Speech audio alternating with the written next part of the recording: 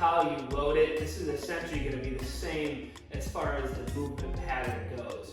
The lateral lunge is probably one of the lunge variations that requires the most hip mobility, and it is a little slightly more advanced progression to lunging, but it's a great way to get out of the sagittal plane and be able to kind of move side to side in strength training, and it's just a fundamental movement pattern that we want all of our clients to essentially be able to master.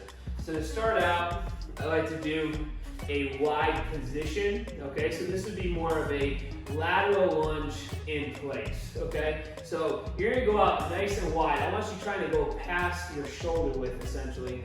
And then from here, you're just sitting back, so you're hinging back, kind of like you're getting down into a squat or a deadlift. So I'm performing a hip hinge, I'm sitting back, and I'm loading this side.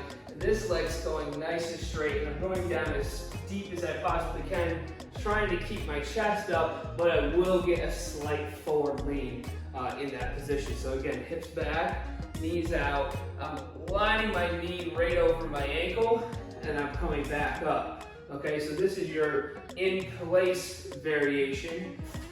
If we progress you more to a step out lateral lunge, it's the same exact movement, except now you're just stepping out into that position and exploding back up. Stepping out and explode back up.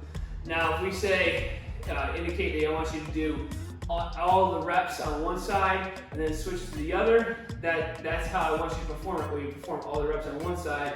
Or if we want alternating, we may step out, lateral lunge, and then you're gonna go right over to the other side.